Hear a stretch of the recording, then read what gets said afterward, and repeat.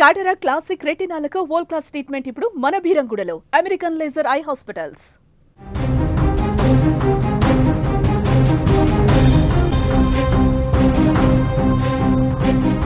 Asia cup లో భాగంగా భారత్ పాకిస్తాన్ మధ్య నెలకొన్న వివాదం ఉమెన్ వరల్డ్ కప్ లో కూడా కంటిన్యూ అవుతుంది. సూర్యకుమార్ బాటలోనే హర్మన్ ప్రీత్ కౌర్ కూడా నడిచింది. టాస్ గెలిచిన తర్వాత అంటే టాస్ కార్యక్రమం అయిపోయిన తర్వాత ఊహించినట్టుగానే పాకిస్తాన్ కెప్టెన్కి షేక్ హ్యాండ్ ఇవ్వకుండా వెళ్ళిపోయింది హర్మన్ కౌర్. టాస్ వేసిన సమయంలో పాక్ కెప్టెన్తో భారత సారథి హర్మన్ ప్రీత్ కౌర్ కరచాలనం చేయలేదు.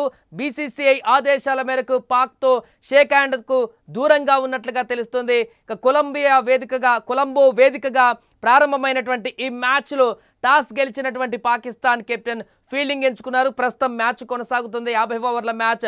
ఈ యొక్క వరల్డ్ కప్లో ఎవరు గెలుస్తారనేది కూడా ఎంత ఉత్కంఠగా మారిందో ఇండియా పాక్ ఉమెన్ టీంకి సంబంధించిన మ్యాచ్ కూడా అంతే ఉత్కంఠగా మారింది. ముఖ్యంగా ఆసియా కప్లో నెలకొన్నటువంటి అనేక అంశాలను కూడా ఈ యొక్క వరల్డ్ కప్లో కూడా పాకిస్తాన్ అదేవిధంగా ఇండియా ఉమెన్స్ టీం మధ్య నెలకొనేటువంటి అవకాశాలు ఉన్నాయనేటువంటి చర్చ కూడా కొనసాగింది. ఎందుకంటే ఆసియా కప్లో అటు పురుషుల జట్టు ఇచ్చినటువంటి కొన్ని విచిత్రమైన సంజ్ఞలు, వాళ్ళు చేసినటువంటి కొన్ని ఉద్రిక్త పరిస్థితులు, ఇక్కడ సౌత్ ఆఫ్రికాతో అప్పుడు ఆడుతున్నటువంటి మహిళల జట్టు, పాకిస్తాన్ మహిళల జట్టు వారికి సంబంధం లేకున్నా కూడా అక్కడ కూడా కొన్ని సంజ్ఞలు ఇచ్చి వారు కూడా కొంత ఓవర్ యాక్షన్ చేశారు. ఈ నేపథ్యంలోనే ఆసియా కప్ ముగిసింది. అక్కడ 3 సార్లు పాకిస్తాన్ యొక్క పూర్తిగా ఆధిపత్యాన్ని భారత్ కొనసాగించింది పాకిస్తాన్ పైన.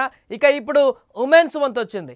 ఉమెన్స్ వరల్డ్ కప్ జరగబోతుంది. ప్రతిష్టాత్మకంగా జరుగుతున్నటువంటి ఈ యొక్క ఉమెన్స్ వరల్డ్ కప్లో ఖచ్చితంగా భారత్ గెలవాలనేటువంటి కసి ఈసారి ఎంతో ఉందో, పాకిస్తాన్తో మ్యాచ్ సందర్భంలో కూడా కొన్ని రోజుల క్రితం జరిగినటువంటి పరిణామాలకు కూడా అంతే ధీటుగా బదులు ఇవ్వాలనేటువంటి ఒక అకుంఠిత దీక్ష కూడా కనిపిస్తుంది. ఈ నేపథ్యంలోనే సూర్యకుమార్ యాదవ్ ఎలాంటి నిర్ణయం తీసుకున్నాడో ఇప్పుడు హర్మన్ ప్రీత్ కౌర్ కూడా అలాంటి నిర్ణయం తీసుకున్నారు. ముందుగా ఊహించినట్టుగానే టాస్ కంటే ముందుగానే చాలా వార్తలు కూడా రావడం జరిగింది. నో షేక్ హ్యాండ్స్ అనేటివి మ్యాచ్లో ఉండవు. ఇంకా పాకిస్తాన్ ఉమెన్స్ జట్టుతో కూడా ఇది కంటిన్యూ అవుతుంది.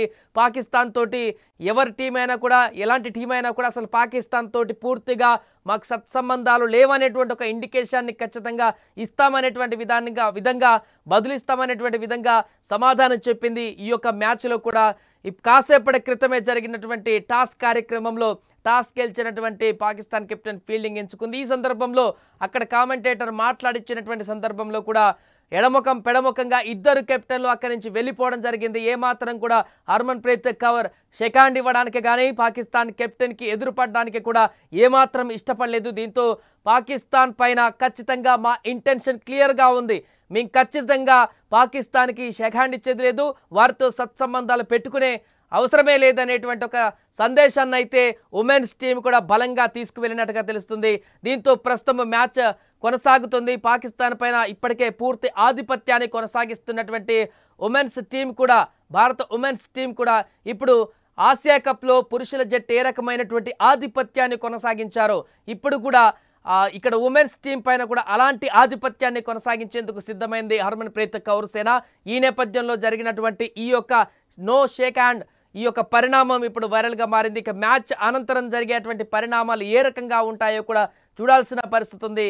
ఇంకా ఆన్ ఫీల్డ్లో కూడా ఏమన్నా రెచ్చగొట్టేటువంటి కార్యక్రమాలకు పాకిస్తాన్ ప్లేయర్లు పూనుకుంటారా లేదా అనేది కూడా చూడాల్సిన పరిస్థితి అయితే ఉంది. ప్రస్తుతానికి స్టేబుల్గా బ్యాటింగ్ చేస్తున్నారు టీమిండియా ఉమెన్ ప్లేయర్స్. అదేవిధంగా మొన్న జరిగినటువంటి గతంలో ఆస్ట్రేలియాతో జరిగినటువంటి మ్యాచ్లో కూడా అద్భుతమైన ప్రదర్శన చేశారు. దీంతో ఈసారి ఉమెన్ వరల్డ్ కప్లో హాట్ ఫేవరెట్ టీమ్గా టీమిండియా బరిలోకి దిగుతుంది. పాకిస్తాన్ పైన భారీ విజయాన్ని సాధించేటువంటి దిశగా ఈరోజు మ్యాచ్ ఉండబోతున్నట్టుగా కనపడుతుంది.